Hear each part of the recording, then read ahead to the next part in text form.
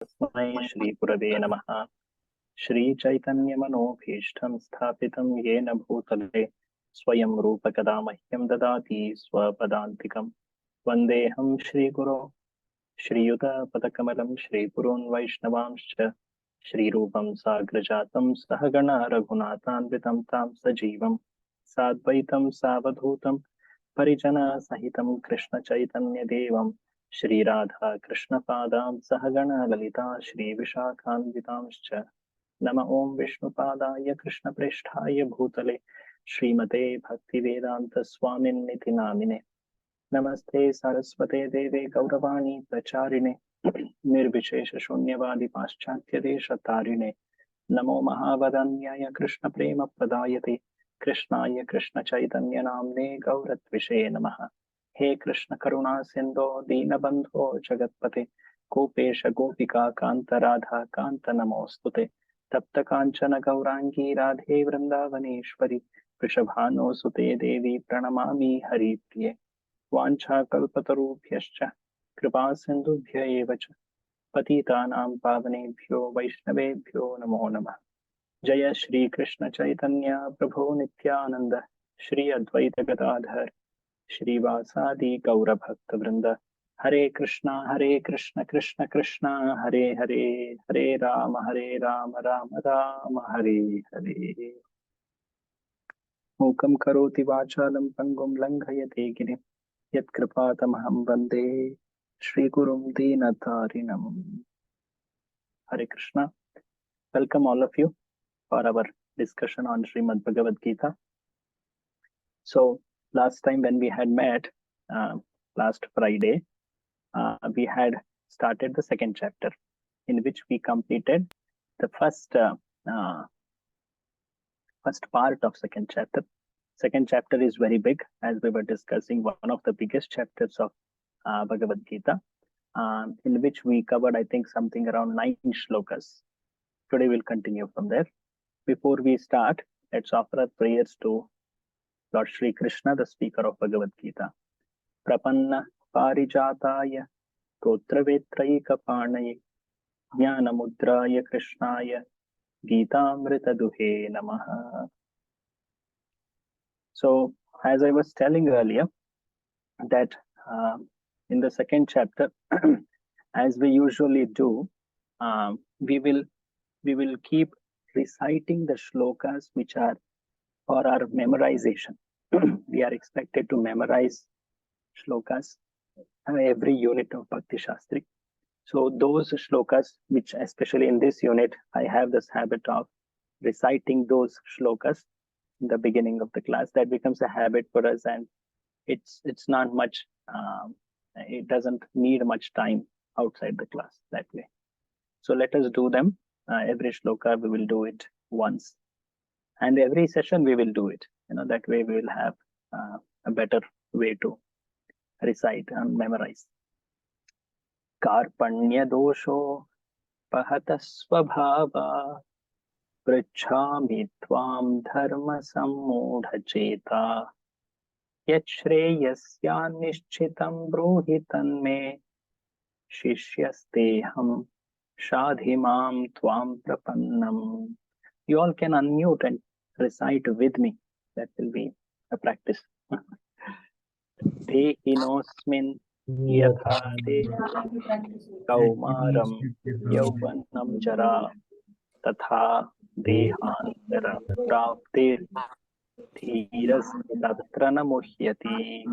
Today we will be able to discuss on this 13th shloka. We have done discussion on 7th shloka, hope you remember. So we'll also go to the next shloka. We will do them as they come ahead. So you all know that in the second chapter, which is called as Sankhya Yoga, also called as Gita Sara, contents of Gita summarized, there was one another name which I had explained last time. Any of you remember? Prabhu. Atma, Yes, Anatma, Prabhu. Viveka Atma Anaha Yoga. Atma, Anatma, Natma Viveka Yoga. Yeah, that's another name like that. So this is also a chapter where that a very revolutionary understanding of Buddhi Yoga comes. Now we will see that way also. It's very famous. Anyway, first section, which is Arjuna's doubts, he expressed his fifth doubt in this particular first section of second chapter, that is indecision. He basically says that I don't know what is better for me, whether it is to fight or it is to fight but not kill the elders, or leave the fight and go for begging. What is better? I don't know. And in the seventh shloka of this chapter, very important shloka, Karpanya Dosho, that shloka, he surrendered. This surrender is not a surrender of following. It is a surrender for hearing. So the basic step in spiritual progress is one should be ready to hear. One should at least accept this stage of surrendering to hear from a spiritual authority. So that is Lord Arjuna has expressed that. He has told himself that I will be your student Shishya and you be my guru. He told it. And in the shloka number 8, which we discussed last time, we will see that again today, and then we will take it ahead. If you remember, there were 1-2 important analogies. I would like to highlight them, and maybe you all can recollect and answer that. There was an analogy of drowning man. Any of you remember? Yes, Prabhuji. Please, can someone complete it? What was that? Drowning man. It's for the compassion, showing compassion, and material world is compared to the ocean. Very good. And our body is compared to the dress of the drowning man. Correct. And soul is compared to the body of the drowning man. Yes. So if you're saving the clothes of the drowning man, it's the material compassion. It's not the compassion on the spiritual ground. Whereas if you save the body, which is the soul of the drowning man, you will show the spiritual compassion to the person. Very nice. Compassion for the dress of a drowning man is senseless. Prabhupada's very striking statement comes there. There was another analogy about sun. That is sunshine, the surface of the sun, and entering the sun planet. Any of you remember this? Yeah, these are that important. is for Brahman, Student exam. Paramatma, and Bhagwan. The sun light is the Brahman, sun surface is the Paramatma, and sun core is the Bhagwan. Entering the sun planet is the Bhagwan. Like the realization of Bhagavan. Yeah, that's very nice. All of you remember that. I'm very happy. Okay. So let's now go to the shloka number 9. So if we see the shloka number 8, Arjuna, he expanded his problem not for the circumstance of the battle, but to his very existence in this world, which is filled with perplexity. Today there is one perplexity. I may just find an immediate solution for it, but tomorrow there could be another one. So he wants to find a solution for the root of this problem. And that's why he says that even if I win the battle, I gain sovereignty, I defeat all my opponents, even I win the heavens, the greatest economic development or the wealth one can have is this. Even if one has that, still I will not be able to solve this problem.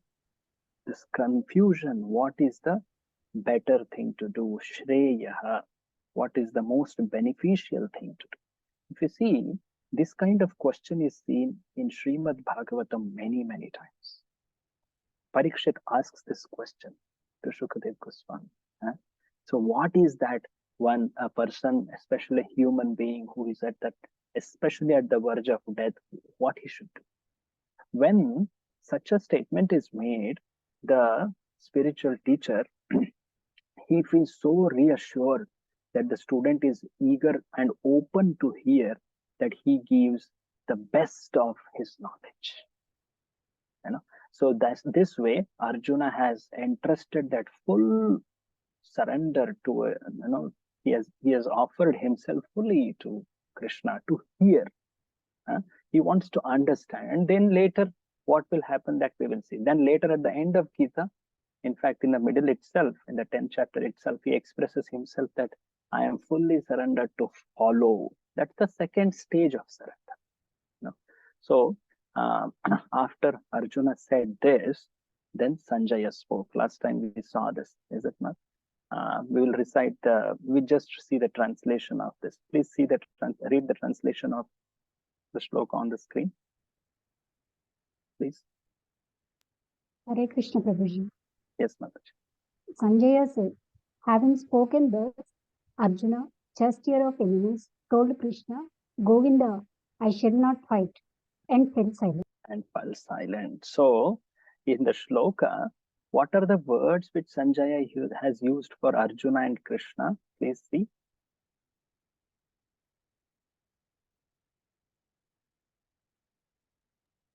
Prabhuji, can you repeat their question? The question is, in the shloka, what are the words which Sanjaya has used to address Arjuna and Krishna? Rishikesha, Gudakesha, Govinda. Rishikesha is for Krishna. Correct. And Gudakesha is for Arjuna. We have seen this word, Gudakesha. What does it mean? When fight in the night. God oversleep. He has Control over sleep, conquered especially ignorance. That word had come in the first chapter itself. So this is significant. Sanjaya is using this word very specifically to indicate to Dhritarashtra that actually Arjuna's natural state is he is above this ignorance. He's above this avidya. And who is with him? Who is there with him? Rishikesha is there with him. So this phase of Arjuna becoming bewildered, he is so much in so much confusion. It is a temporary phase. Oh, Dhritarashtra, do not be glad about it that your sons will win the battle. That Arjuna has fallen into such a state. This should not be a celebration for you, because this is just actually a temporary phase. Prabhupada says this. Dhritarashtra must have been very glad to understand that Arjuna was not going to fight and was instead leaving the battlefield for begging. But Sanjaya disappointed him. The very usage of words show it. Actually, Sanjaya knows. In fact, he has understood the position of Krishna and Arjuna. He has told it many times to Dhritarashtra, but Dhritarashtra is attached. So he wants to tell the truth even before what's going to happen, even before the events unfold. So when Arjuna said this, what was Krishna's response? He has to speak now. So text 10. Tamuvacha Rishikesha. Tamuvacha Rishikesha. Prahasan iba Bharata. Bharata. Senayor ubhayor madhye. Senayor madhye. Vishidantam idam vacha. Vishidantam idam vachaha. So, Bharata means the descendant of Bharata lineage. Bharata was a very great king. In the family of Arjuna, there was a great king by name Dushmanta or Dushyanta. His son was Bharata, very great king. And because he was so great, anyone who came in the lineage were called as Bharata. So, Prahasan iva Bharata. Prahasan, Rishikesha did Prahasan. Prahasan means he smiled. This is very interesting. Lord Krishna, his very gesture, every gesture is so very unique.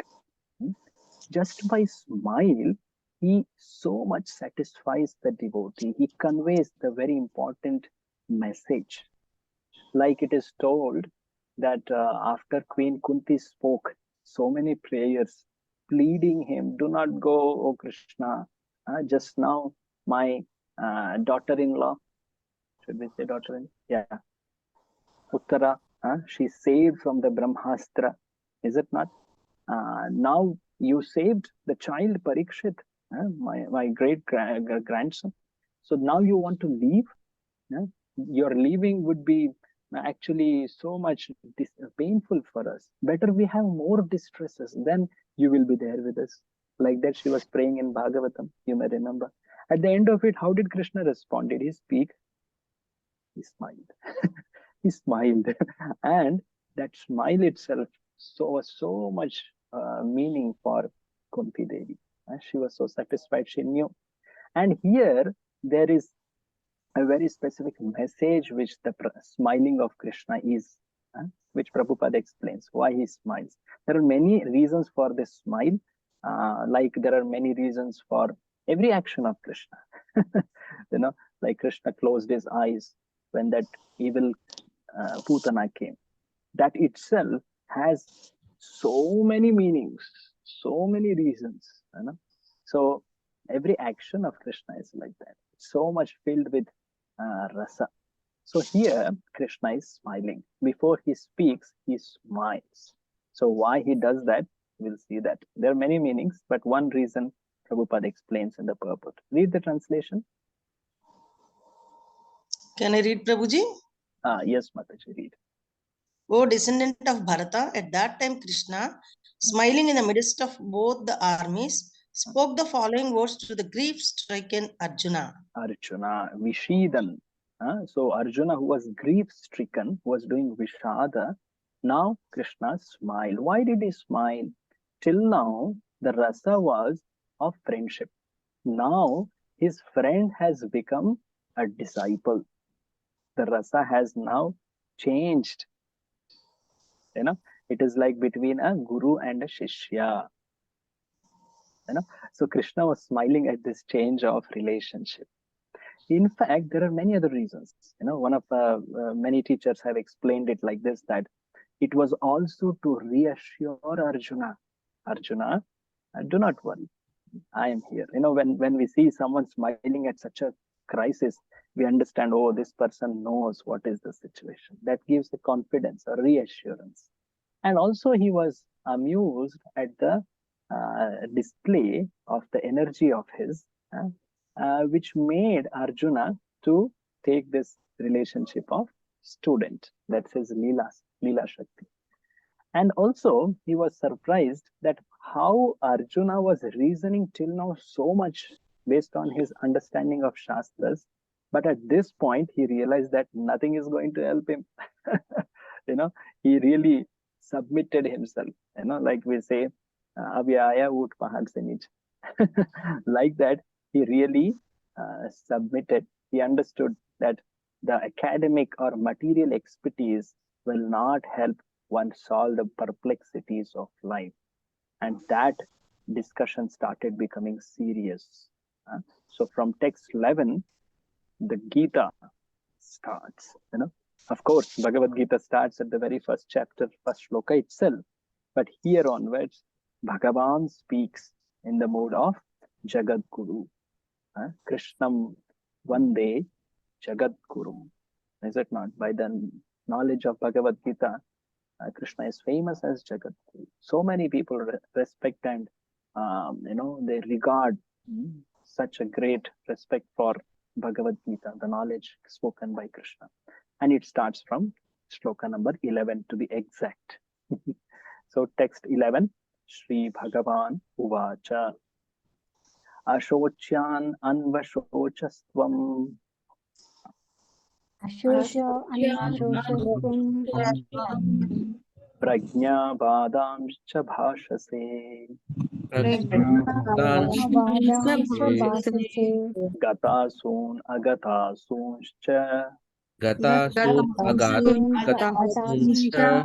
Nanu Shochanti Pandita. Nanushocanti Pandita.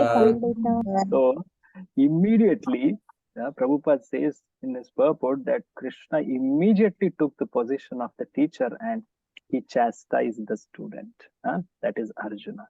He told, oh Arjuna, you are a very good Pandita, right?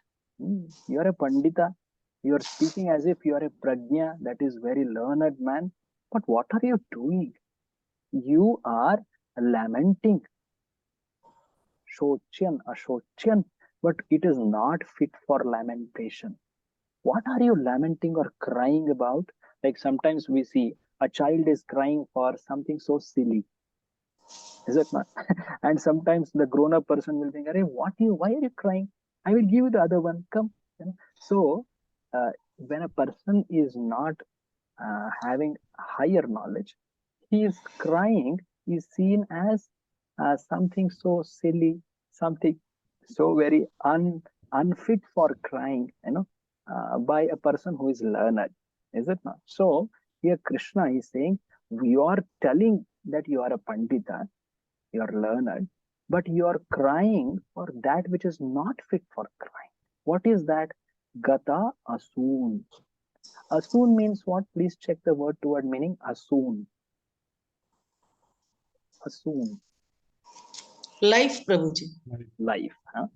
To be exact, it means life air. Prana vayu. So Prabhupada explains later in this chapter itself, life air description comes. There are actually 10 prana vayus. 5 are primary, very important. Prana, apana, samana, vyana, udana, like that. In the path of mystic yoga, the path of yoga, Ashtanga, there they do a lot of control of pranas, which is called pranayama. Pranayama is meant for controlling the pranas. So asu means prana or pranavayu. Why is this being referred here? It is a very famous understanding that when a soul leaves the body, what carries the soul ahead is the life air. The life airs, they carry the soul to the next body. In fact, life air is the connection between gross and subtle body. So what goes away when the body falls apart, that is gross body falls apart, is the spirit soul, the subtle body, the subtle covering around it, and the life air, that is asu. So Krishna is telling here, Gata asu. Gata means what? What does Gata mean? Not lost. Gata is lost. Lost, right? What is lost after the life air leaves the body? What is lost after the life air leaves? That is the gross body. The gross body, it falls apart when the prana goes. That's why we say, unka pran chala gaya. Right? His prana went away. That means what is it telling? The gross body is lying there, which is without pranavayu. So gatasun means gross body. The gross body means what we see and experience. My form, color, all that. So that is gross body, made up of 5 material elements. Agatasun means, this means very interesting. What is not left out by the life air? It could mean subtle body. It could mean spirit soul also. Are you getting this point? Agata soul. So when the soul ultimately develops prema for the Lord, it develops complete detachment from the world, then it leaves the life air and goes out of this material world. That's a liberation. That's called moksha, is it not? So gata soon means gross body. Agata soon means subtle body. So you are crying for gross body and subtle body, which is a covering on yourself. Who are you then? You're not this gross body. You're not this subtle body. The discussion is going very technical. So please pay attention to these words, very important. And these Krishna is saying this gross covering and the subtle covering are na anushochanti. What is the meaning of this? Na anushochanti. Please see. Lament, Prabhuji. Na anushochanti. Never lament. One should not lament for this. Oh, Pandita, you are doing the opposite. It's a sarcasm. Oh, you're very learned. You're speaking like a prajna. You're speaking very learned words. But what are you doing? Your actions don't follow what you are posing yourself as. Read the translation. Say Mataji can continue till we change. Yes, Brahmaramba Mataji, please. Yes, Prabhu. Yeah. The Supreme Personality of Godhead said, while speaking learned words, you are mourning for what is not worthy of grief. Those who are wise lament neither for the living nor for the dead. Nor for the dead. So Prabhupada points out very interesting. The Lord at once took the position of teacher and chastised Arjuna, indirectly calling him a fool. He's telling Pandita, but what actually he means, you're a fool. Like sometimes we say, when a student comes very late, you came very early for the next class. What does it mean? You came very early for the next class. Means you came late for this class. This is called sarcasm. So Krishna is telling, you're speaking very nice words, very learned words they're speaking. So what he means, you are a fool. Basically, he's saying the opposite. That's called sarcasm. It's called vyangya. So Prabhupada says, what is the true knowledge? You're telling that you know knowledge. What is the true knowledge? Read the highlighted part, Mataji. Knowledge means. Read this. Knowledge means. Yeah. Okay, I will read. As explained in later chapters, it will be clear that knowledge means to know matter and spirit and the controller of both. Arjuna argued that religious principles should be given more importance than politics or sociology. But he did not know that. Okay, but he did not know that knowledge of matter, soul, and the supreme is even more important than religious formularies. So usually, when a Kshatriya fights, he fights on the pramana of Artha Shastra, where he understands, politics and sociology. This is falling within Artha Shastra, which is Niti, Rajaniti, Kutaniti, all this. So this is politics and sociology. But Arjuna told, no, I know Dharma. I am speaking about from a Shastra above Artha Shastra, which is Dharma Shastra. He quoted, that how a family tradition will be broken if I, kill elders of the family. We saw that in the earlier chapter. So he was telling that I am speaking from the higher understanding of religious principles. He was telling this, but he did not know there is something which is much more important than both of this, Dharma and Artha Shastra. What is that? That is knowledge of matter, soul. Are you getting this? So Krishna is pointing out this, not Artha Shastra, not Dharma Shastra, but Atma Vidya, Atma Jnana. So Krishna in this particular section is talking about Atma Jnana. So we are entering the second section of this chapter, which is Arjuna, you should fight. You know why? Because we, you, I, everyone is spiritual. There is no death for the soul, so you should fight. So the motivation to fight on the platform of Atma Jnana. This is this section 11 to 30. Okay, so let's go to the shloka again. So Prabhupada says, knowledge of matter, soul, and the supreme. This will be discussed. So technically, this is called Sankhya. Last time I was telling about analysis, is it not? Problem solving by analysis. So this is analysis. So this knowledge of that the person is beyond this body. He's not this body. He's spirit. Is something which sometimes even a thoughtful person appreciates. You may know that there was a very famous philosopher by name Socrates. Very famous, I think from Greece.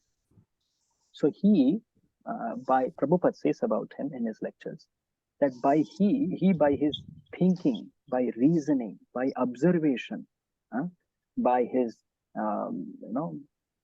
analysis of this world, he understood that I am not this body.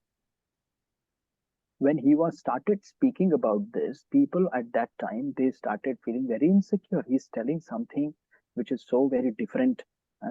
He's making people orient towards something beyond this body.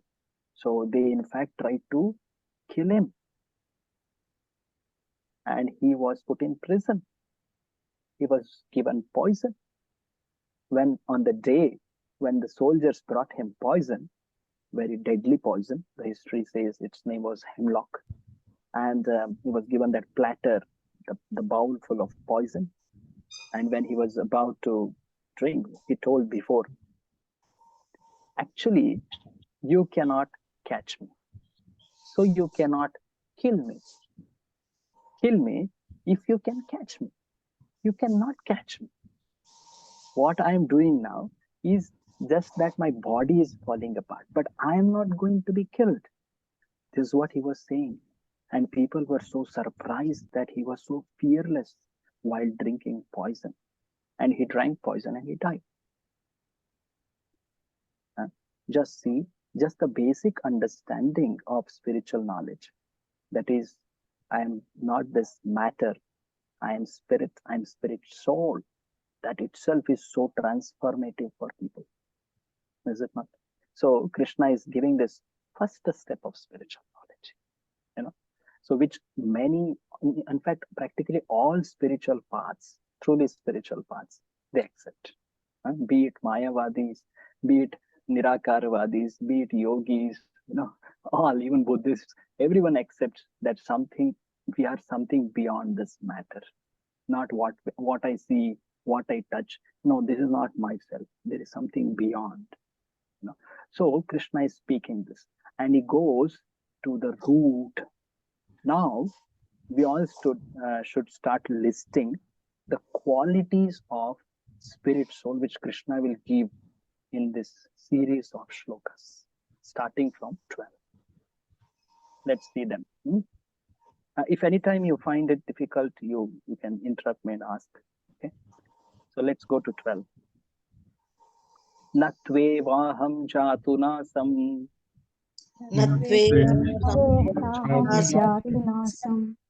Natvam neme janadhipa.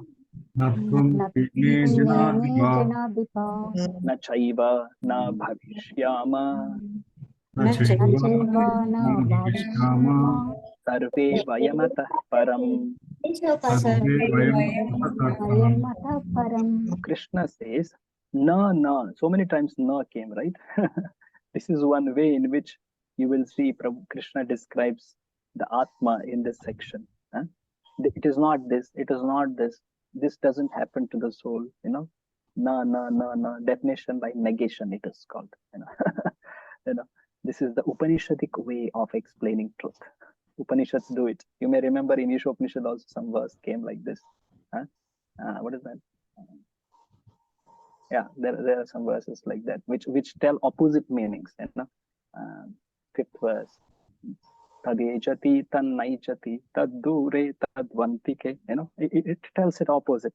Tadantarasya sarvasya tadu sarvasyasya bahyatah. So like this, Upanishads, they practically challenge the intelligence of a person.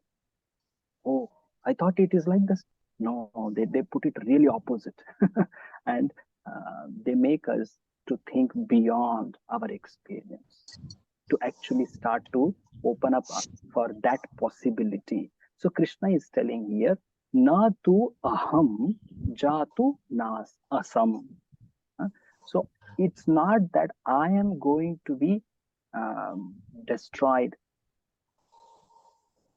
He's telling that I always exist. Asam. Asam means to exist. Na asam means it's not that I am not going to exist. I'm existing. Na tvam, you're existing. Na janadhipa, all these kings are existing. I exist, you exist, these kings exist. When does this happen? Maybe now we exist. After we die, we may not exist. No, we exist even bhavishya. Bhavishya means future. We always existed, we are existing, and we continue to exist. This is very interesting. Why Krishna is saying this? Why is it relevant for Arjuna? Arjuna was thinking, oh, if I kill, then they don't exist. Bhishma, Drona, all of them, they will not exist. No, you cannot say that they will not exist. They will always exist. In fact, there was a very famous scientist who told, I truly believe that I exist always in one form or other. I don't know. Maybe it was Dalton, or I'm not remembering the name of that very good thinker. People always, they say, yeah, existence is a powerful feeling. So Krishna is telling, we always exist. And how do we exist? Do we exist as one homogeneous thing? No. I exist, you exist, kings exist, all of them exist always. That means we are eternal and we are individual. Two qualities of soul came here. What are they? Individual and eternal. Eternal and individual. Very, very important. When this gets confused, then there are so many wrong philosophies come. Prabhupada defeats them on the basis of this. Read the translation. Never. Brahmaramba Mataji, please read. Yes, can I read, Prabhuji? Okay. I thought someone is going to read that. That's why I stopped. We'll Okay. change that, not a problem. Yeah. Never was there a time when I did not exist, nor you, nor all these things, nor in the future shall any of us cease to be. Cease to be.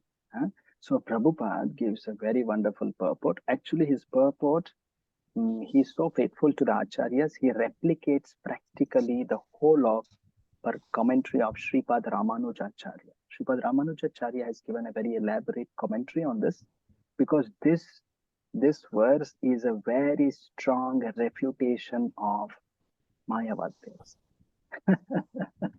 who say that we don't exist as individuals. Right now we are individuals. Later we will merge. We become that which is supreme. That is practically, thrown away in the very first philosophical understanding which Krishna is giving here. So Prabhupada says, in the Vedas, in the Katha, Shveta, Shvatanara Upanishad, many places, it is very clearly told that Supreme Personality of Godhead is the maintainer of living entities. So the very famous shloka Prabhupada quotes, you may know, Nityo Nityanam. There are many Nityas. Nitya means eternals. In that, there is one who is chief. Nitya, Nityana. Nityana means plural. Chetanaha, Chetananam. This is also plural, this is singular. He is Ekaha and we are all Bahunam. And what does he do? Why is he kept separate? That one person, what is it? What is that special about that one individual? Because he, yo vidadhati kaman. He fulfills all the desires of Bahunam. There is one chief, eternal. There is one chief conscious entity, and he fulfills the desires or kaman of, or the needs of the Bahu, the plurals. And he is one who understands this, that one person is also there with us, Atmastham. He is called as Paramatma. One who sees this, he attains Shanti. This is the Upanishadic verse. It says here very clearly. I read the highlighted part, Mataji. The Lord says clearly. Yes, Prabhuji, I will read. Prabhuji? Yes. What does Nitya Nityanam Chetanam exact translation? You see here. Okay. Okay, the last two lines Prabhupada says here. In the first two lines, he told maintainer of living entities. No? So that's the meaning. Okay. So saintly persons who see within and without the same Supreme Lord can actually attain eternal peace. It's a very famous Prabhupada quotes it so many times. Read the highlighted part, Mataji. Okay. The Lord says clearly that he himself, Arjuna, and all the kings who are assembled on the battlefield are eternally individual beings, and that the Lord's eternally the maintainer of the individual living entities, both in their condition and in their liberated situations. Very important. See here, not just conditioned state, but even in liberated state. He is maintainer. That means he is supreme always. And even in liberated state, the jivas are subordinate. He maintains the jivas. So Krishna has given a very important feature of spirit soul, that is eternal and individual. Where individuality existed in the past, it will come to exist, continue, and in future also without interruption. Therefore, there is no cause for lamentation for anyone.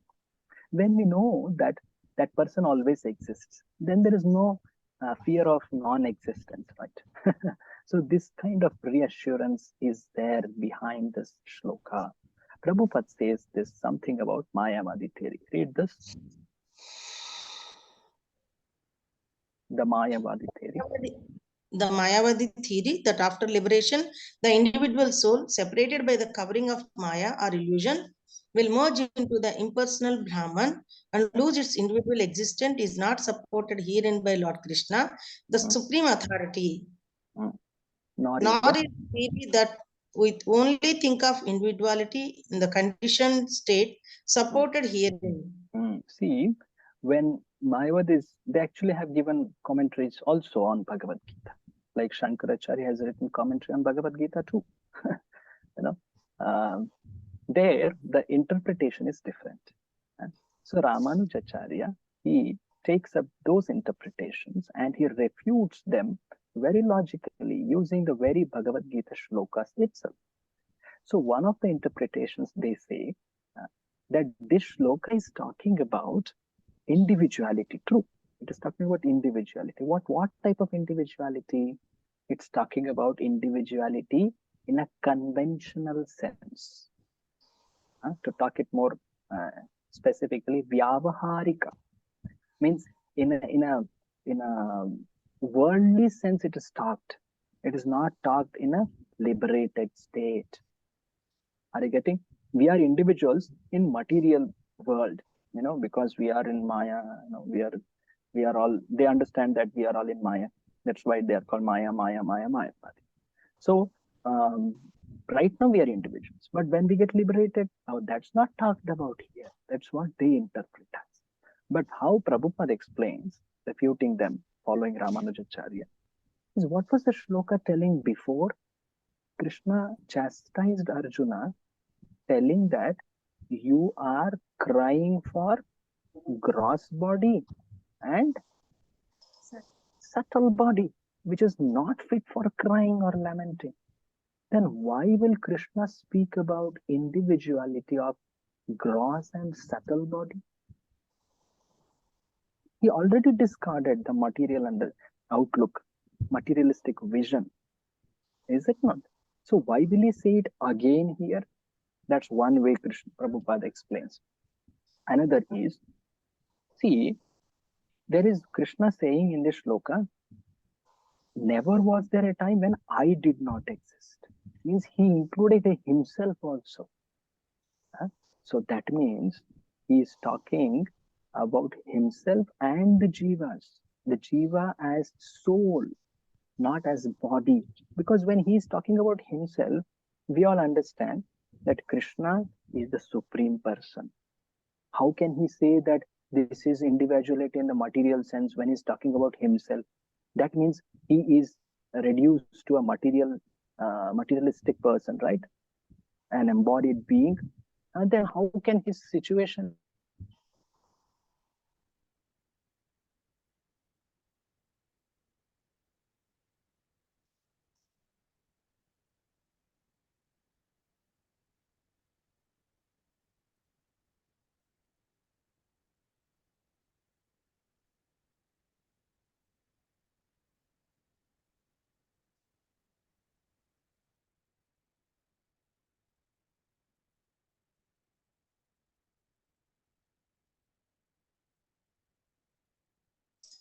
be considered special, become special.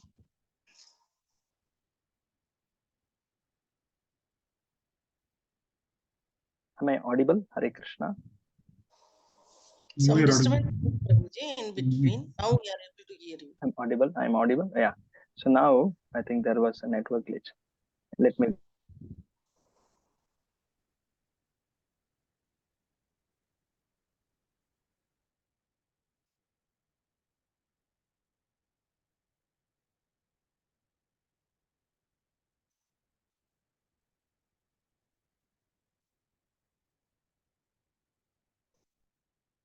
go back. See, this is the shloka second chapter. So read. Can you please read the highlighted part, Matri? This statement, can you read? Yes. Yes. Sorry. Yeah. The statement of Krishna's is authoritative because Krishna cannot be subject to illusion. If individually were not a fact, then Krishna would not have stressed it so much, even for the future. Future. See, can you also read this little more? The Yes, Mayavadi. Yeah. Yes, Prabhuji. The Mayavadi may argue that the individually spoken of by Krishna is not spiritual but material. Even accepting the argument that the individuality is material, then how can one distinguish Krishna's individuality? Krishna affirms his individuality in the past and confirms his individuality in the future also. He has confirmed his individuality in many ways, and impersonal Brahman has been declared to be subordinate to him. So if Krishna is talking about individuality, including himself, that means it is not material platform individuality, it is spiritual. So this is one of the arguments, one of the interpretations which is made by Mayavadis refuted here. So Krishna, he is talking about spiritual individuality. If he is accepted as ordinary, then his speaking, his knowledge which he is giving as Bhagavadgita has no value. So it cannot be considered as a spiritual knowledge, right? So can you also read this part? The Mayavadi argues, I have highlighted here. Yes, Prabhuji, I will read. One minute.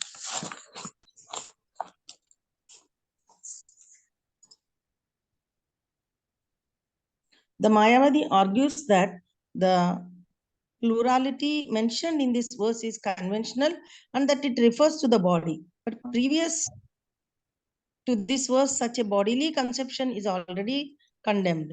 After condemning the bodily conception of the living entities, how was it possible for Krishna to place a conventional proposition on the body again?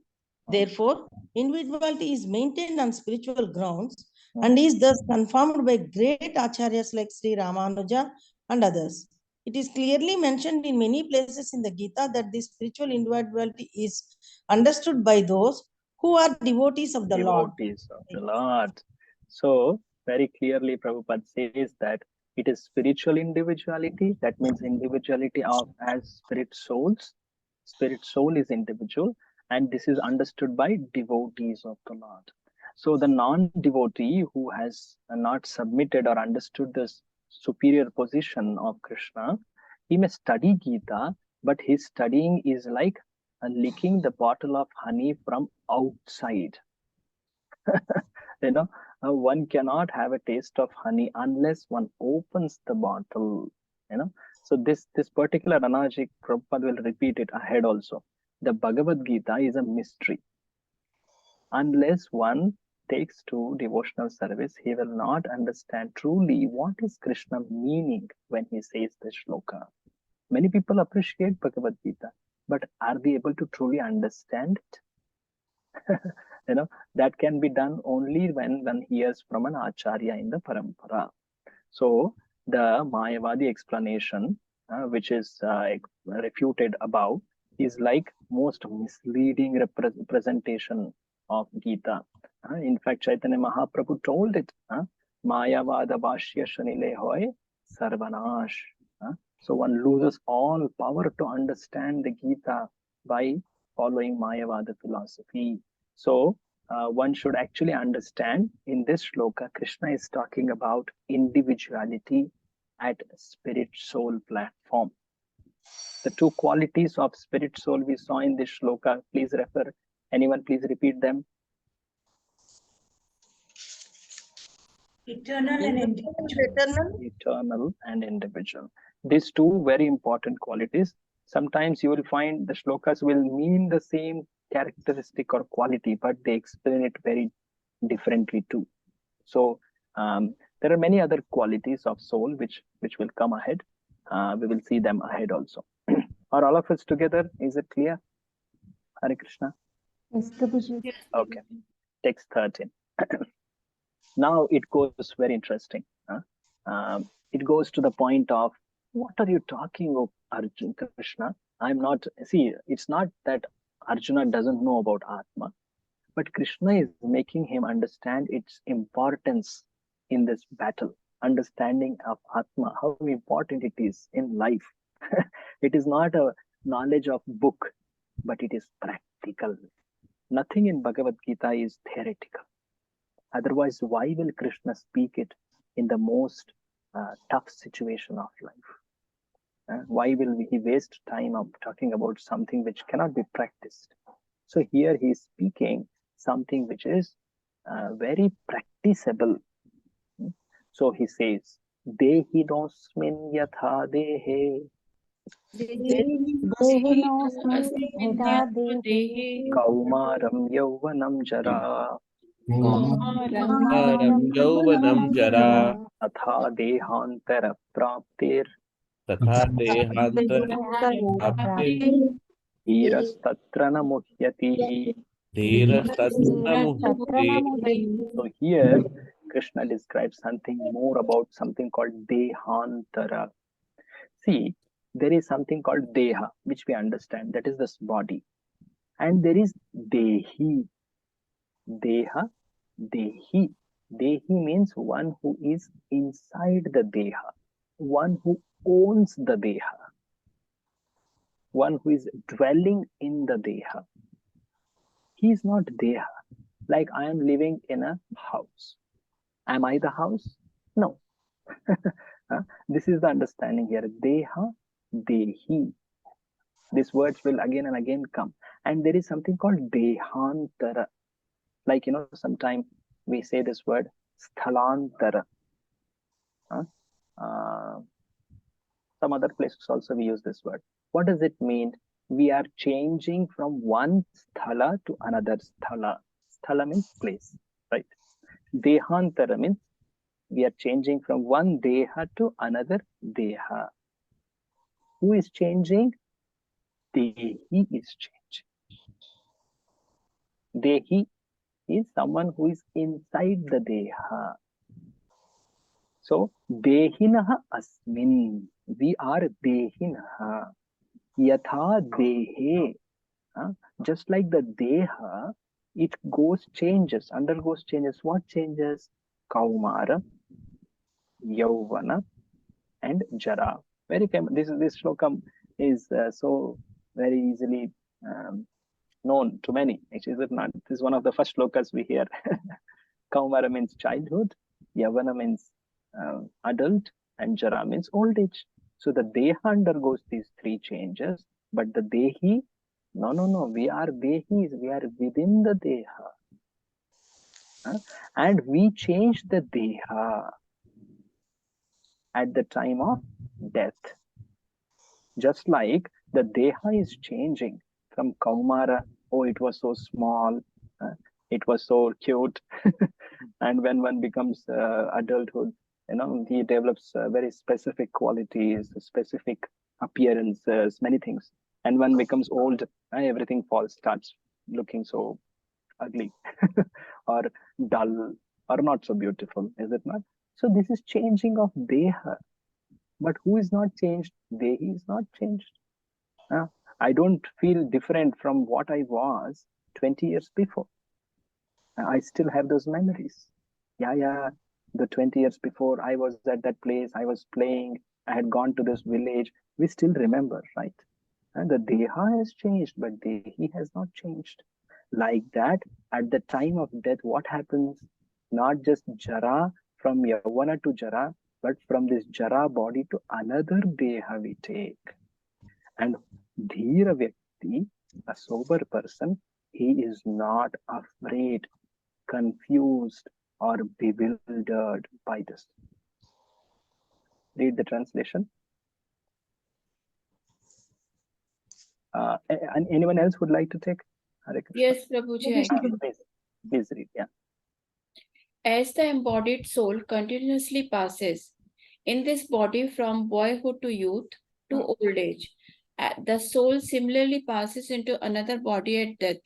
A sober person is not bewildered by such a change. Huh? So, as I was talking, the soul who is within the body, that is Deha. I hope you're able to see this slide. The Deha, which is shown in the box form, that is where the Dehi, that is soul, is staying. And this place itself, the Deha is changing from boyhood, youth, old age. But what is not changing? Soul is not changing. And at the time of death, the old age, at the time of death, a new material body, the soul goes into. And a learned man is not bewildered or confused at seeing this. To explain it a little more graphically, that was. So Prabhupada says in the purport, since every living entity is individual, each is changing his body every moment. Child, youth, old man. Yet the same spirit soul is there and it does not undergo any change. At the time of death, it changes into another body, either material, if it is a conditioned soul, but if it has gained spiritual perfection, it will take to spiritual body. But there is a change, right? So that should not cause lamentation for a person like Arjuna, who is a dhira. In fact, it is told that people like Bhishma and Drona, they are very noble people. They have done a lot of punyas, and they have followed dharma so well. Surely they will have a better body in their next life. So if a soul is going to get a better material body, is that not something which one should be happy about? Surely. So Arjuna, you should be happy that Bhishma and Drona are going to get a new body, and that will be it's better for them. It's much better than what they have now. They may either go to heavens or they may even go to spiritual world. So why are you lamenting, O Arjuna? Just see how Krishna again and again comes back to that central point of lamentation. And he will give that instruction, get up and fight. Krishna doesn't lose that purpose of his speech. So Prabhupada ahead says, who is a dhira? Read this, please. Any man. Any man who has perfect knowledge of the constitution of the individual soul, the super soul, the nature, both material and spiritual, is called a dhira, or a most sober person. Such a man is never deluded by the change of the bodies. So sober means someone who is not afraid for something which is not to be afraid of. He is gentle, a gentleman. He's behaving as a learned person. So that is dhira.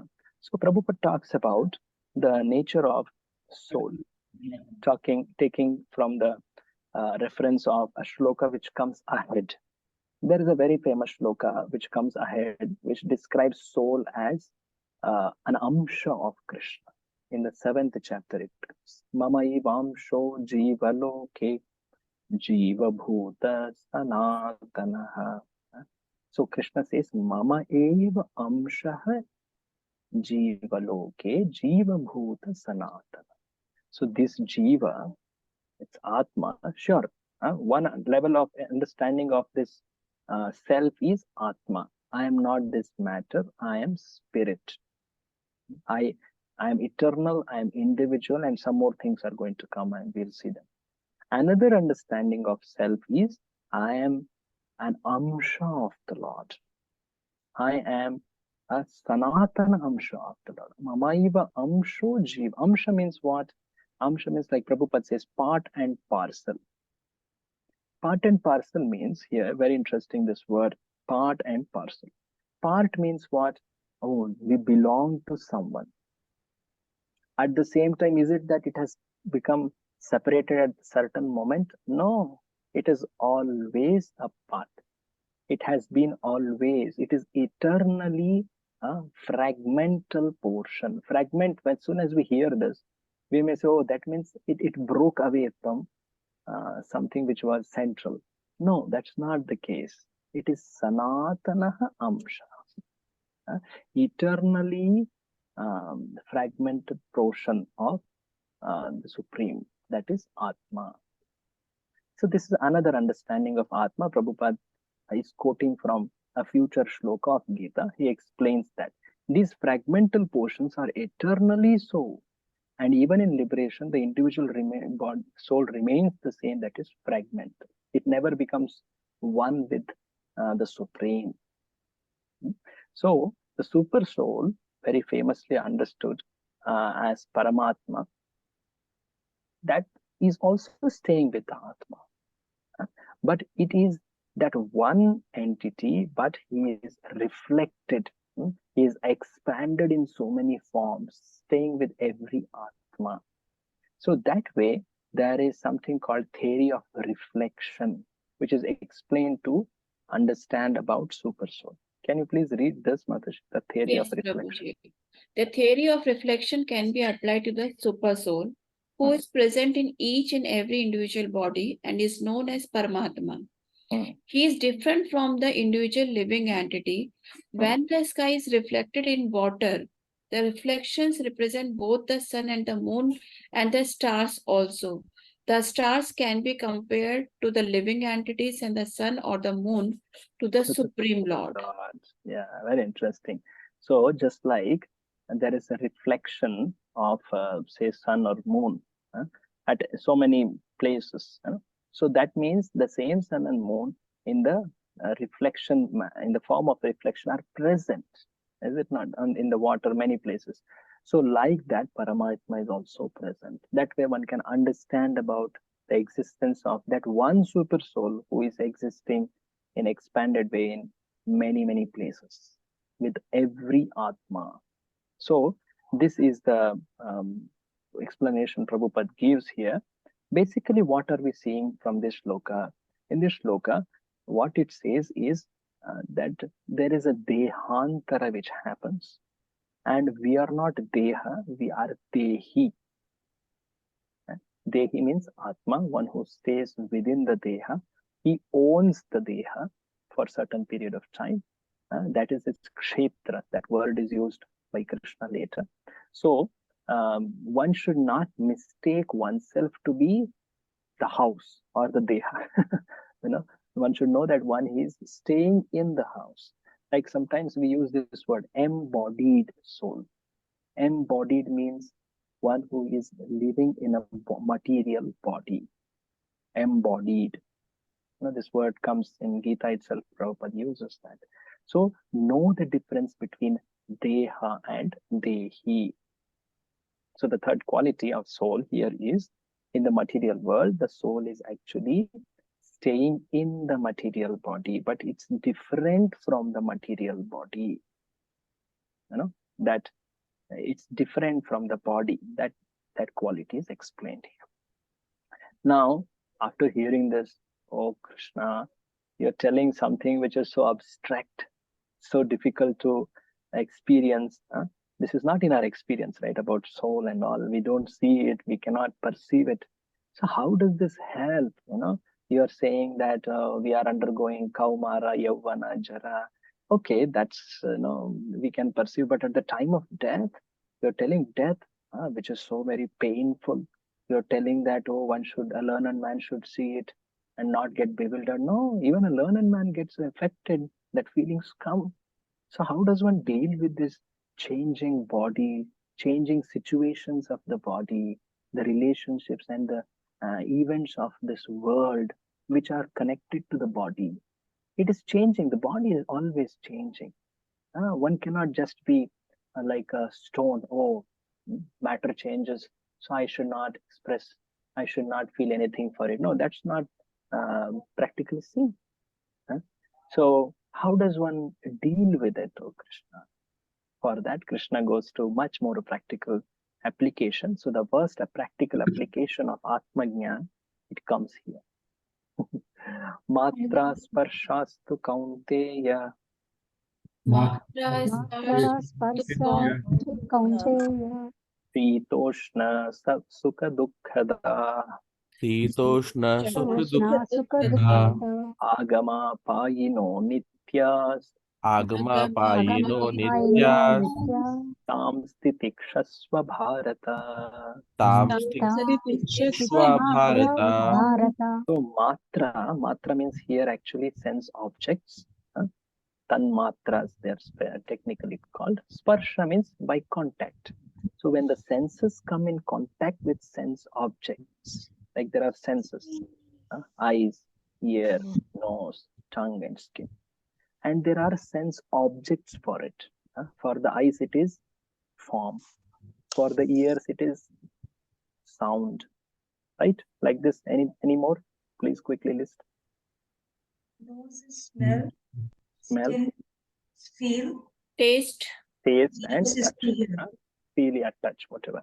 So, like this, when the senses come in touch with sense objects, there is an experience of duality. Something we find it pleasing, something we find it not pleasing, like Shita, Ushna, Sukha, Dukkha. Oh, we are feeling this. Why does it happen? Because senses come in touch with sense objects.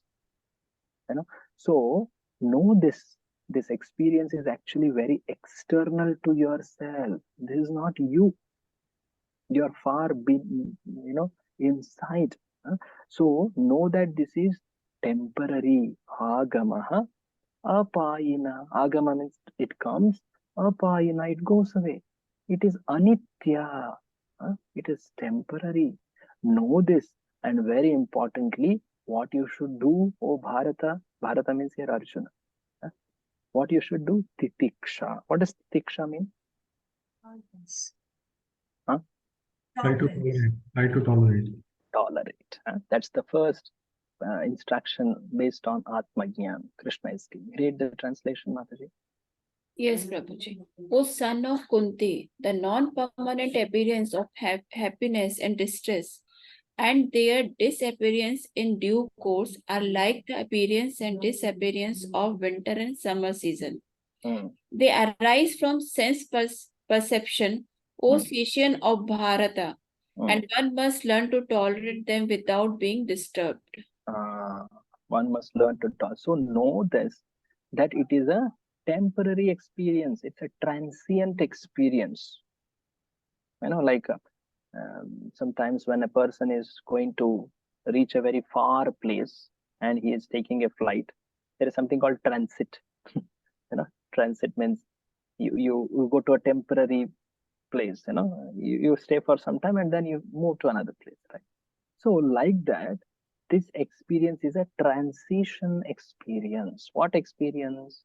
This experience of happiness, distress, cold, hot, all this kind of experience, which is born from sense perception. It's transient because sense objects are changing. The experience of sense also will change. So Prabhupada, he gives very interesting examples to emphasize the importance of learning to tolerate, especially in discharge of one's duties. A spiritual student, he knows that some time of the day is very important for his spiritual practice. That is morning. So even if it is very cold, he will get up early, become fresh, take bath, and he will do spiritual practice. Even in the time of Magha, January, February, cold season, Hemanta Rutu, Shishira Rutu. So even if it's very cold, he will follow this because he tolerates that feeling of discomfort, pain, it's not liked, right?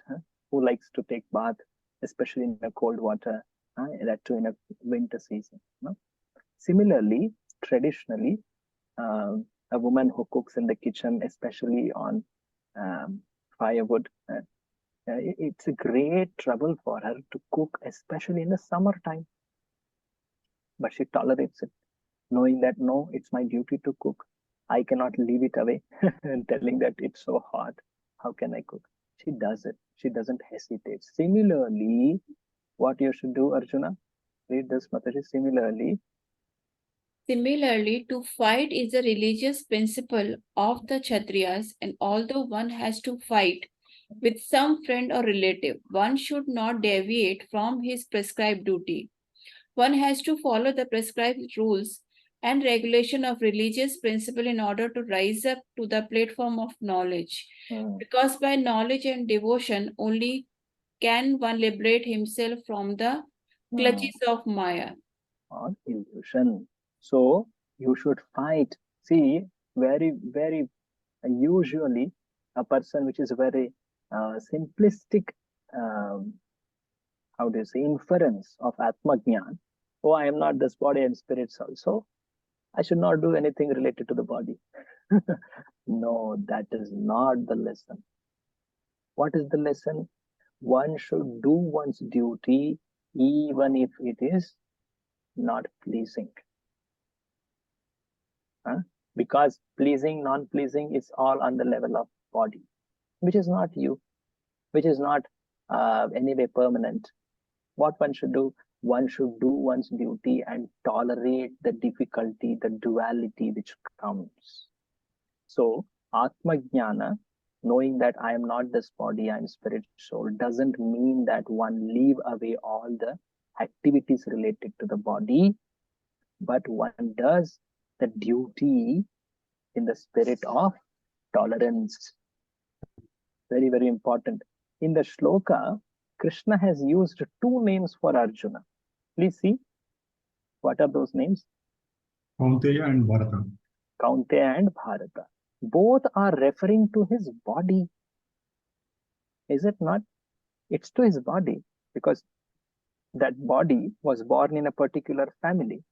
Is it not? His mother, father, this is all to the body. Is it not? So Kaunteya, because he's born to Kunti, and Bharata, because he's in the family of Bharata, the great king, both are meaning for his body. If Krishna so much is against understanding of body or identification with the body, why will he use in this shloka these words for Arjuna, which is against his own instruction if one has to take that inference? But identification with the body for a higher responsibility.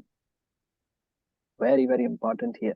Read this highlighted part, Mataji, from Yes, Prabhuji. From From both. both sides, he is supposed to have a great heritage. A great heritage brings responsibility in the matter of proper discharge of duties. Therefore, he cannot avoid fighting. See, we all live in this world. Though we understand we are not this body, but we understand we live in the body, right? So we need to, as much as possible, harmonize the goal of the self, that is spirit soul, that is self-realization, going back to Godhead, with our activities of the body. So we need to develop proper identities which help us do spiritual duties. I am a disciple. I am a devotee. I belong to this particular sampradaya organization. I belong to this temple. These are all very important identities. Like in the Varnashrama, there are very important identities. I am the son of such and such person. I am the husband or wife of such and such person. Why? That means there are duties associated with it. And one should do those duties. That is for one's purification. So that duties, that responsibilities come by proper identity. So here Arjuna has an identity. He is actually coming from a great heritage. Heritage means, he has a very good family lineage, very well respected family lineage. So a great heritage brings great responsibility. Like we all actually belong to the Brahma Madhva Gaudiya Sampradaya, especially under the shelter of Srila Prabhupada, we all have great responsibility, is it not? So we should actually discharge that responsibility, behave very responsibly, practice very responsibly. We cannot avoid the duties which are important. Is this clear, Hare Krishna? How Krishna is actually bringing from spirit soul understanding to practical application of duties. Very important connection coming. So should we go ahead? Is it clear so far, Hare Krishna? Yes, Prabhuji. Prabhuji. Prabhuji, I have one little question. Soul is different from the body, and what about the mind, Prabhuji? That is covering, that is coming in the covering on the body, on the soul, which is called subtle covering, which Krishna will explain. So, in this very chapter itself, he'll explain, and in the next chapter, he will make it more very, he lists the qualities of mind also. So that means, Prabhuji, soul doesn't control mind, right? No, it is a covering on the body, just like this, hands, legs, eyes, all these are covering. Similarly, there is a covering on the soul, which one cannot perceive by one's gross vision. There are two coverings on the soul. One is called Sthula Sharira, or gross body. Another is called Sukshma Sharira, or subtle body. So Krishna says this later when he lists the items. Bhumirapo Analo Vayu Kham Manaha Buddhi Ahankara, which are actually his material energies. They are coverings on the soul. So yes, when actually the soul is of a superior nature, and this material covering is of inferior nature, but due to some reason which will come later, the soul actually is covered. It doesn't know its potential. It has been covered of its true nature. So what is that? We will see why that happens. It will come. I'll not take that discussion. Yeah. Even I Anyone have a else? question. Yeah. Yes. It says Dehantara. Yeah. So even from our childhood to youthhood and old age, we are changing the body. We are not Yes. growing. Yeah. So we are changing. Actually, Dehantara, technically called reincarnation, is of two types. We are alive. We are changing. Yeah, that's what I'm coming to. There is something called internal reincarnation, in which our body is changing. Even medically also it can be seen that the cells, the structures of the organs, the limbs, they are changing. So it is changing. The entire set of cells is changed after 7 years. The medical science says it. So technically the body is changed. So what is it that identity kept same? Even mind is changing. Buddhi is evolving. Ahankara is changing. What is that which is same? That is soul. Oh, wow. So Prabhuji, when in early ages, when we have memories, well, where are they coming from? It's actually deep from the level of mind. Of course, mind is a storehouse of memories and all that, but it is actually the identity that I had that. I was there. Sometimes people even remember their past life. That's external reincarnation. See, internal is between the birth and death, one changes the body. And external reincarnation is at the moment of death, he changes the body. This is two types of Dehantara. So Prabhuji, for example, is 7 years back, if I had some disease, I can actually have a new body without that disease after 7 years. Correct. So it's not that everything changes so afresh. Yeah, but I mean, if you do some changes with the thought process and you have a better lifestyle, you can actually have a body which has no disease. Yeah, you can. Technically, you can. But usually how it follows, there is an element of karma which flows through. Oh. So that carries across in that particular prarabdha which is there up till death. It comes. It is not so direct that, okay, now let me change a body which is different entirely. No, it doesn't go like that. Actually, there is another explanation. You might have seen that photo also in Gita. It's like a changing films, the negatives. If you flip across, it appears as if it is moving. But it is different phases. Like a person is slowly, in one photo, he has put his finger like this, another he is moving like this, like this. But if you flip, if you change all of them together, it appears as if the finger moved. So it is distinct. So this is analysis. This is, going to that level of understanding. So Krishna is explaining that. Very interesting. Yeah.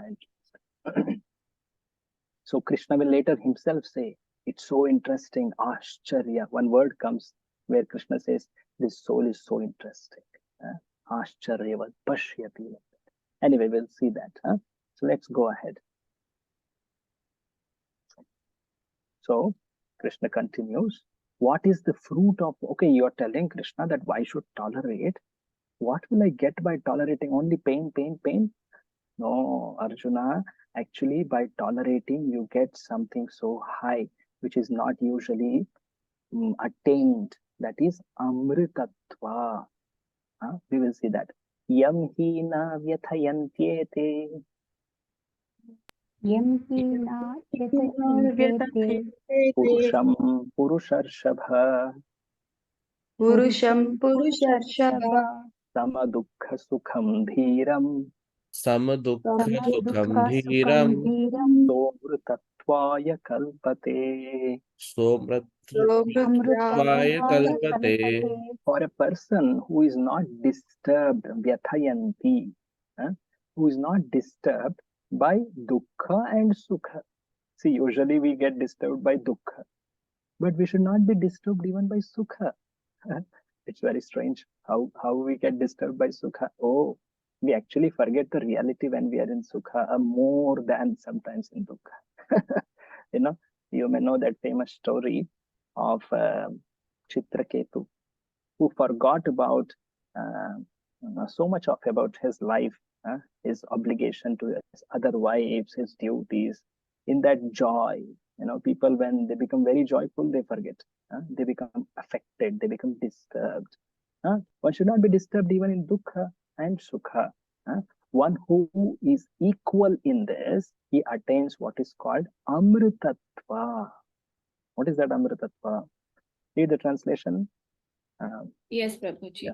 O best among Arjuna, O best men Arjuna, the person who is not disturbed by happiness and distress and is steady in both in certainly eligible for liberation. Actually, only by tolerance will one attain the higher nature result. That is liberation. Something you want to attain beyond this world, then this is one thing which you should do. Tolerate. Tolerate. And know that there is something great. See, people who want to attain something good in their life, something very wonderful in their life, they tolerate what not? Is it not? Someone who wants to appear beautiful will tolerate so much of his urges to eat. Someone who who wants to gain so much of physical strength, he will tolerate so much of pain of working out. Is it not? So tolerance is needed in every achievement. So one who knows what is their future for me by tolerating this, then he will tolerate easily. A student, he wakes up late nights. He sacrifices so much of his fun times. He knows that, oh, I have to make this exam well, and I have to get good results. I have to get good future for myself, good career. He knows that, right? Similarly, a spiritualist who knows, yeah, by doing the spiritual activities, my future, that is, I will attain to Godhead. I will attain liberation. So one who knows the importance of the fruit of tolerance, for him, tolerance becomes easy. So one should have this determination. That's what Prabhupada actually implies here. Read this purport. Yes, Prabhuji. Anyone who is steady in his determination for the advanced stage of spiritual realization and can equally tolerate the Also, onslaughts of distress and happiness is certainly a person eligible for liberation. liberation. So the point here is an advanced stage. Anything we want to advance in, we should have a determination to be steady. Because in this world, so many things come which make us unsteady. Distress, happiness. So one should tolerate them. Especially, Prabhupada gives the example of a person called who is in the stage of sannyasa. A sannyasi knows, oh, it's so painful to lead a life of complete solitude, fully depending on God. There's so much of difficulty to leave away all the family comforts, renounce all of that. But he knows, oh, if I do this, then I will attain liberation. So he takes to it. Similarly, Arjuna should know, oh, even if it is difficult to fight, I should do. Because there is a glorious result. What is that result? Even if Kshatriya dies in the battlefield, he will attain Swarga. If he lives and he wins over the battle, he attains that kingdom. At least on this platform, one should fight. There are far more better motives. That is, if one fights it at the understanding it is dharma, then he will elevate himself spiritually. He will attain, in fact, the same destiny as one as a sannyasi attains after attaining moksha. So, knowing the result or consequence, one should tolerate. That's what here Krishna implies. So, after this, Krishna goes back to explain the difference between Atma and Deha. He tells one of the very important shlokas in this section, comparing the nature of body or matter against the nature of soul. Nasato vidyate bhavo, Nasato vidyate bhavo, na bhavo vidyate satah, Na bhavo vidyate bhavo satah. vidyate tatah. ubhayor api drushtontas, Ubhayorapi Ubhayor api drishtontas. drishtontas panayos tattvadarshibi. tava anyaso Tattvadarshibhi. tattvadarshibhi. See here, na asataha. Asat means that which does not exist. The body or the matter, it stays for some time. After that, it gets destroyed. That way, traditionally, asat means matter and sat means spirit or soul. That's why you will hear this word asatoma. Have you heard this?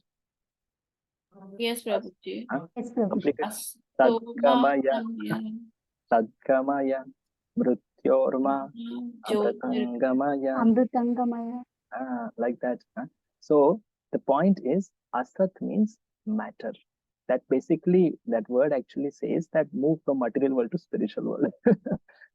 Asat. So that which is asat, that is matter, it doesn't have bhava. It doesn't have endurance. Endurance means it doesn't stay long.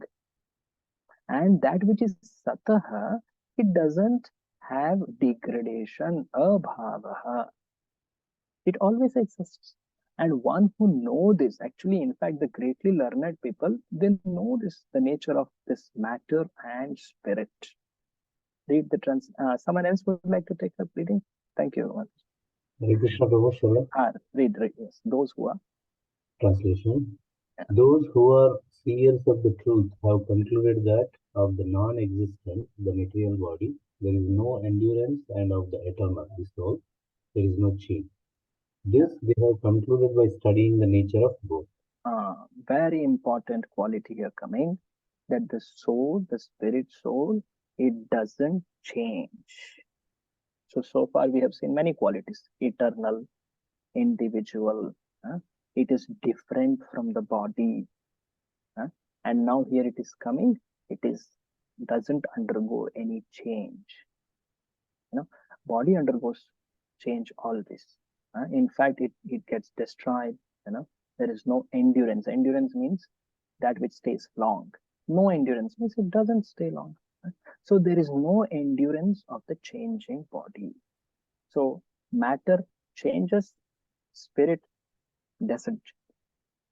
So Prabhupada says the difference between matter and spirit is that the body is ever changing, the soul is eternal.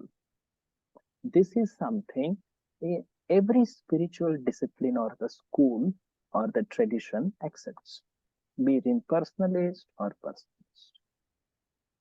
These words asat and sat, they refer to matter and spirit. Existent means spirit, non-existent means matter. So why Krishna is saying here this part? Here it's explained. Please read this, Prabhu. This is the beginning of instruction. This is the beginning of the instruction by the Lord to the living entities who are bewildered by the influence of ignorance. Removal of ignorance involves the re-establishment of the eternal relationship between the worshipper and the worshipable and the consequent understanding of the difference between the part and parcel living entities and the Supreme Personality of Godhead. One can understand the nature of the Supreme by thorough study of oneself. The difference between oneself and the Supreme Being understood as the relationship between the part and the whole. So the point here is Arjuna is overcome by ignorance. And that removal of ignorance is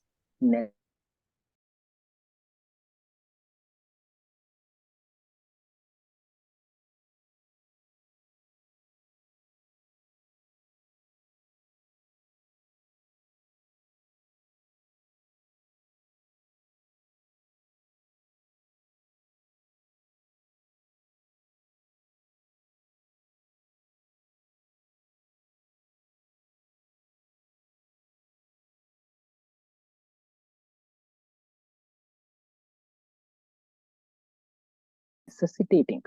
It needs.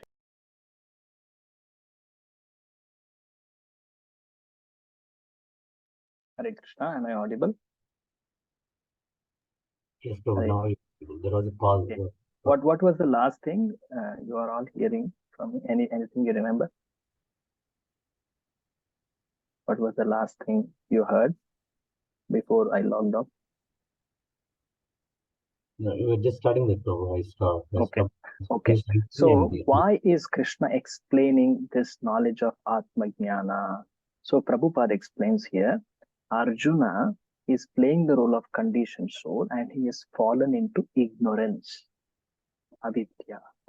And to remove from ignorance, the first step is to explain who am I, the study of oneself. And what is the relationship of the self with the Supreme? So that is going to be explained here. So this is the beginning instruction, technically called as Sambandha Jnana. So Prabhupada says this is something which is there in every spiritual school, that everyone understands that, yeah, I'm not this body, I'm beyond this body, I'm above this body. So one should know it properly. So the living entities are always subordinate to the Supreme Lord, as in the case of master and servant, or the teacher and student. Such clear knowledge is impossible to understand under the spell of ignorance. And to drive away such ignorance, see, we saw the ignorance, the removal of ignorance. The Lord is teaching Bhagavadgita. Yeah. So after explaining the contrasting nature of body and the soul, what was told for body? Nasato vidyate bhavo. There is no endurance for the body. The body doesn't last long. What was told for the soul? If you see the earlier shloka, na bhavo vidyate satah. This is for the soul. That the soul doesn't change. So this one line, Krishna further takes it into one shloka ahead. So he first takes na abhava vidyate sata, the second line. The second line of this shloka it expands into the 17th shloka, the full shloka. It's the nature of soul as something which doesn't change. So for what all qualities have we come across about soul? Can someone list it? Let's quickly do that review. What all qualities? And eternal. Eternal, then? And individual. Very good, individual. And it's Dehi, is different from the body. Very good. And the soul is Sat, it doesn't undergo any change. Right. Yeah, very right, very right. So far we have seen these many. So here in this shloka, the nature of soul is further explained. Avinashi tu tadvidhi. Avinashi tu tadvidhi. Yena sarvam idam tatam. Yena sarvam idam tatam. Vinasham avyayasyasya. Vinashanam avyasyasya. Na kaschit kartum arhati. Na kaschit kartum arhati. So it's told Avinashi. Like sometimes there are names of people like Avinash. What does Avinash mean? And who doesn't have Nash? It's a quality of soul actually. Avinash. Avinashi. So know this, Arjuna, that the soul that you are is Avinashi. You don't get destroyed. And Yena Sarvamidam Tatam. You exist everywhere. Oh, what does this mean? I exist everywhere. That will be explained ahead. Vinasham avyayasyasya na kaschit kartum arhati. What gets destroyed is something which belongs to you right now. That is the body. Know this and do your duty. Read the translation, Prabhu. Translation: that which pervades the entire body, you should know to be indestructible. Yeah. No one is able to destroy that imperishable soul. Now, very interesting thing is coming. That soul, one of the important qualities of the soul, which is called consciousness, is coming here. So how do we know that soul exists? We can't see, we can't touch it and all. We know it by its symptom. The symptom of presence of soul is consciousness. Like there is sun. Early morning, I might not be seeing the sun as such, but I see the sunlight in the sky. I understand sun is there, right? So that is the sunlight. It's not the sun.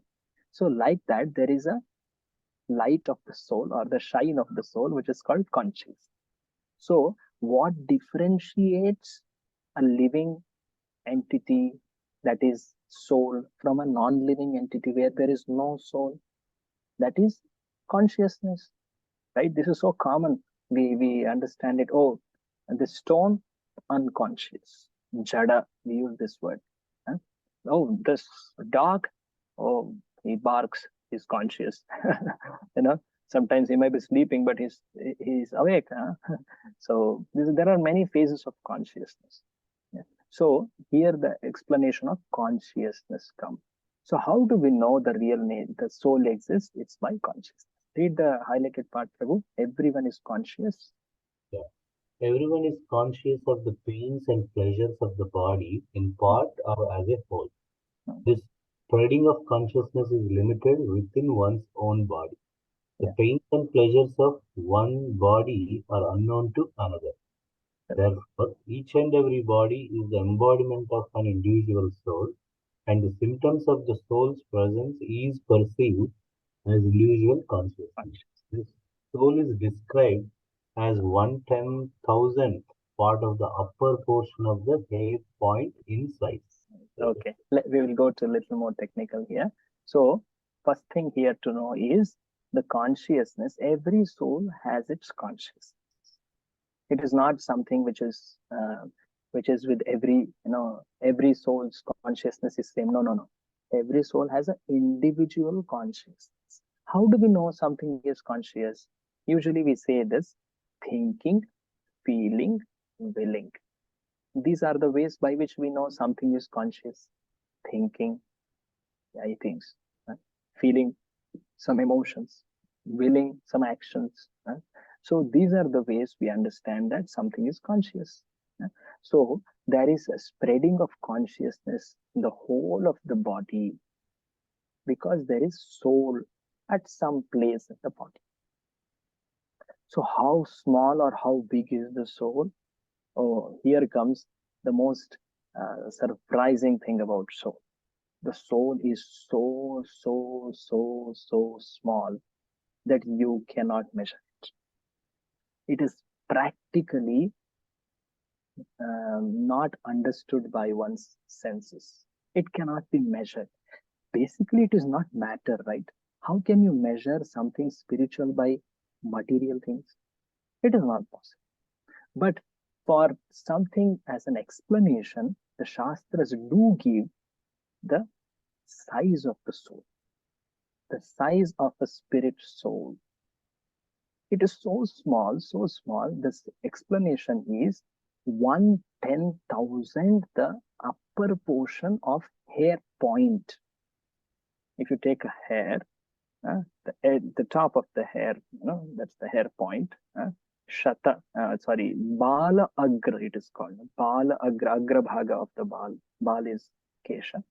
Shata Bhaga, you make it into 100, and every that 100 piece, you make it into further 100. That becomes 10,000. So that small is so basically to say that you cannot measure it. So you may, maybe we will have some microscope by which we can see. No, you cannot see. You cannot see. The soul cannot be seen by any material instrument. It cannot be understood by any material estimation. But yet there is an empirical estimation in the Shai, especially in the Upanishads. And there are multiple places Prabhupada quotes here, Keshagra Shatabhagasya Shatamsha Sadrishatmaka Jivaha Sukshma Swarupa. So very Sukshma, it is so very subtle, cannot be perceived. So here another nature of the soul is coming. You cannot measure it by any way. Okay, if you have to be told a size, here is the size. Practically telling, you cannot understand its size. So Prabhupada says here something. Read, Prabhu. The individual particle. The individual particle of spirit soul is a spiritual atom smaller than the material atom, and such atoms are innumerable.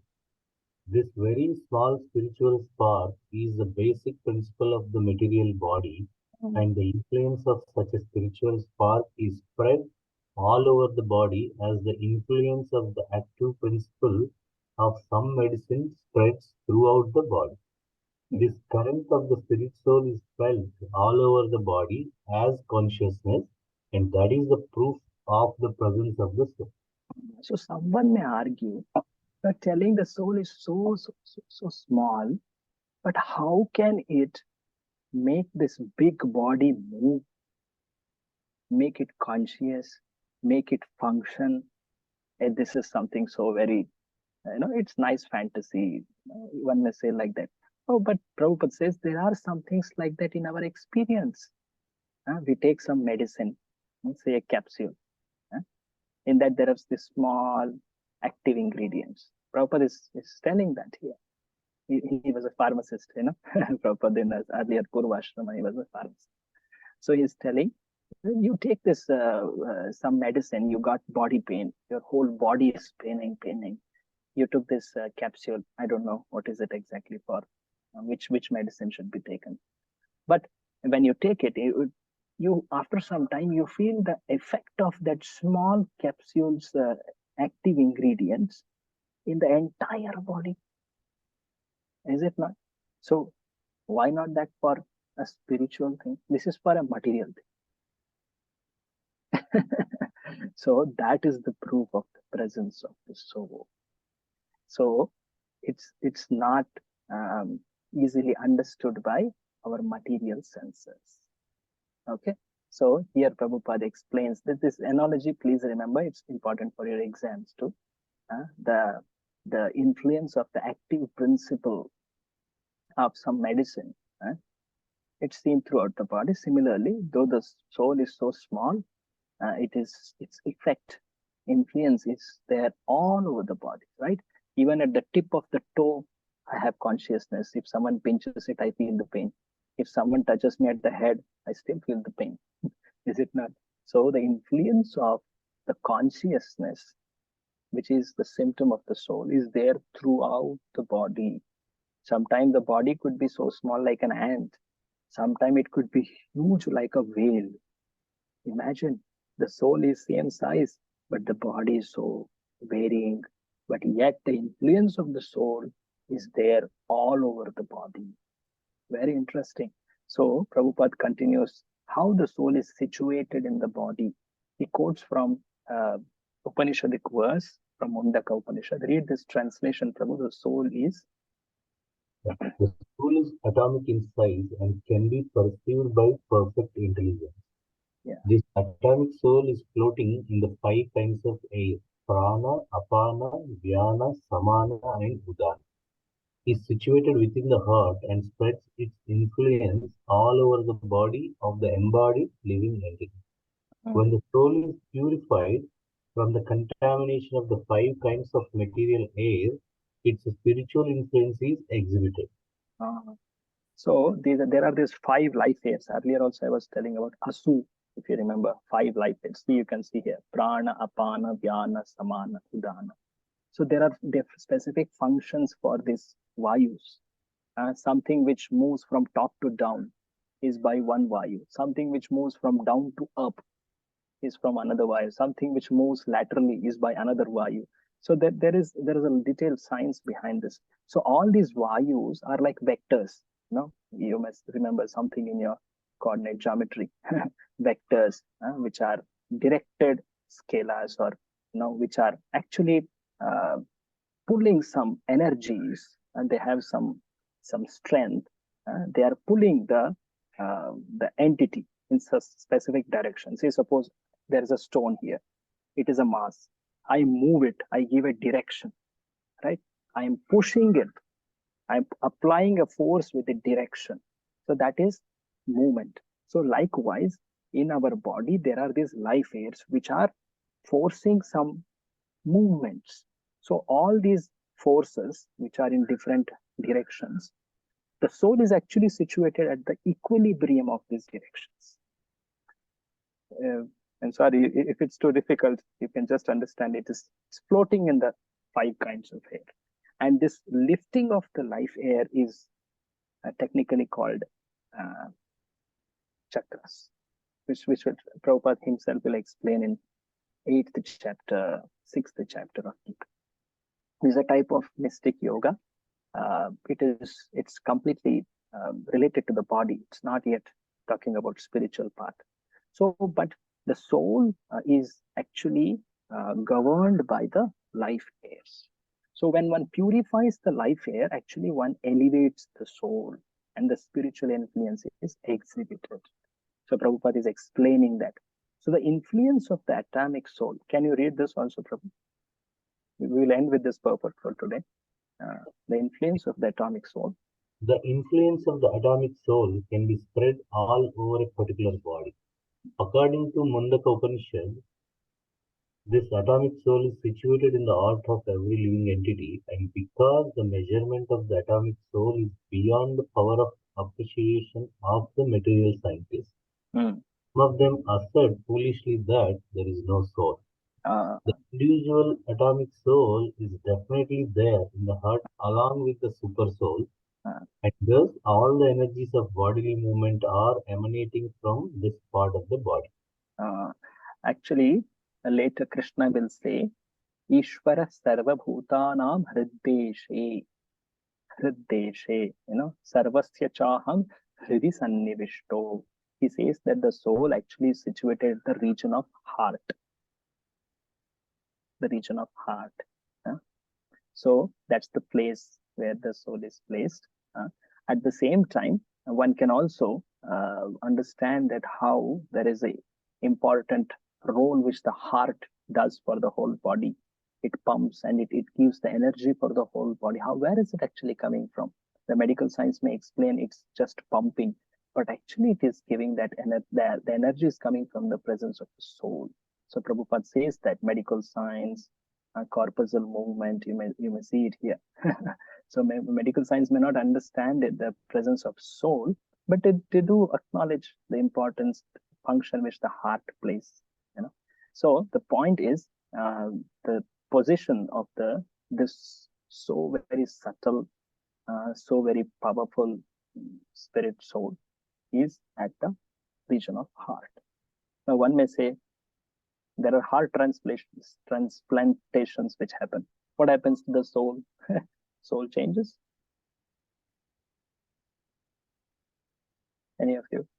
What happens to the soul? The soul change? Our memories, everything stays the same. Right. It's the same. No, it's not changing. It's just the region. It's not meaning that the soul itself is being transplanted. No. Later this resolution will come by explanation of Prabhupada will explain how a car is compared to our body. The driver sits at the driver's seat. Sometimes the seat is changed. Sometimes the car itself is changed. Sometimes the seat is changed. Sometimes some repair happens and all. But the driver is the same, no? How can you say the driver is changed? Right? So similarly, the position of the spirit soul is at the region of heart. That is told at many places. Krishna himself will tell in Gita ahead. So in this particular shloka, so what did we see? We saw about the symptom of the soul, that is consciousness, and how that consciousness is spread throughout the body. The size of the soul is so very small, but the influence of the soul is there throughout the body. Yena sarvam idam tatam means it's telling about the body, not that everywhere soul's influence is there. On that specific consciousness. So far we saw many qualities of the soul. Let's quickly revise them and end for today. Eternal. Individual. Very good. Doesn't change. Body. Doesn't change. Reside in the body. It's different from the body. It resides in the body. Very good. Avinashi. Avinashi, that it doesn't change. Yeah, that's true. Yes. A consciousness. Yeah, in this shloka it came, that is conscious. The soul cannot measure. We cannot measure it. We cannot measure. That's true. So though there is a dimension told for the soul, we should understand it is indicative. It cannot be measured. No, tomorrow if someone tells, oh, let me take a hair, the top part, let me divide it into 10,000. Can I see it now? Yeah, I can see this in the microscope. That means I should be able to see the soul. No. Don't make that kind of inference. Basically, it is to say that how difficult to perceive the soul. It's an indicative dimension. Any other quality did we miss out? Okay. So thank you. So as you see, the Gita in the very first, this thing is quite technical, but far ahead it becomes more functional knowledge. Krishna will talk about karma, the buddhi, many things. So please have patience and pay attention. Something which is important, I repeat, which is important to note for all of your exams too. Thank you. We will meet again next Friday. Prabhuji, can I ask a question? Yes, Prabhuji. Yeah. So I end the session here logically so that others can move. If there are any questions, I am here for answer. Thank you. Srila Prabhupada ki jai. Hare Krishna. Yeah, any question? Prabhuji, it says when the soul is purified from the contamination of 5 kinds of material air, its spiritual influence is exhibited. Correct. So how should I understand this, Prabhuji? So I mean, for a devotee to understand this, how is applicable for a devotee? Yeah. See, there are different disciplines to uncover the nature of the soul. One of the discipline which the famous sage Patanjali, the student of Vyasa, put forth is Ashtanga Yoga, in which this purification of air is there. How does the life airs get purified? Very important to note that part. So that is by the practicing of a particular spiritual regimen, a discipline, by proper lifestyle, by proper thoughts. Actually, this prana or life air is so very closely connected with one's mind. You see, when we become very angry, our breathing becomes very intense, fast. Similarly, when one is one reduces one's pace of breathing, one feels that calmness. So breathing is a connecting link between the gross body and the subtle body. So in the path of Ashtanga Yoga, there is yama, niyama. The third one is pranayama, to purify, to control the life airs, and to pacify the mind. So you basically have to settle the impurities, unclutter. When the water is so very, moving, then so much of dirt is there, is it not? When you let it alone, then the dirt settles down. It becomes calm, pristine, clear. Then you can actually try to appreciate, oh yeah, here is the deep underlying soul. Then we can appreciate its nature. So it's a very scientific, it's told in the Shastras, but it's something which requires good discipline, yoga, Ashtanga Yoga. So nowadays people, they don't pay much attention to yama, niyama, which is lifestyle, what to do, what not to do. And they just do some asanas. So it gives surely some benefits for the body, but not to the true benefit which the yoga itself is claiming it to be. For that, one should follow lifestyle and proper sciences of yoga sutras and all that. Then the ultimate goal of yoga is to make one go to samadhi, wherein one actually connects with Vishnu, which Krishna will say in 6th chapter, the Ashtanga Yoga. Hope it helps. Hare Krishna. Yeah. Okay. Prabhuji, there is so much knowledge and so much to understand. How to understand all these things and remember? It's not so much we need to take anxiety to remember. We should make effort to at least try to know. And as we hear regularly, we will also understand that when we come in touch with the Shastras, which tells so much wonderful knowledge, and especially because it is connected to the Supreme Lord, the very act of hearing the spiritual knowledge itself is purifying. We are not here to remember and become a master, or that's not the intent. That was not the intent of Krishna too when he is speaking to Arjuna. Not master, Prabhuji, but we should know that these things. Know. That comes by a regular hearing. That's what I was about to come to. When we are regularly in touch with the Shastra, then slowly something actually stays with us, as a part of memory. But we should be more very diligent students of the Shastra, in the sense that by following the hearing process, our chitta is becoming pure. That is something which is most important result of coming in touch with the spiritual vibrations, and that will slowly help us, and that helps our spiritual practices, that helps increase our faith, with which we practice spiritual activities. So that all helps. Right. Okay. So we'll try to remember something which is easy. It's not much to, we are not told to learn everything about the Gita. Something most important about practicing. Okay, Hare Krishna. We end it for today here. Srimad Bhagavadgita ki jai. Srila Prabhupada ki. Thank you so much, Prabhuji. Dhanwad.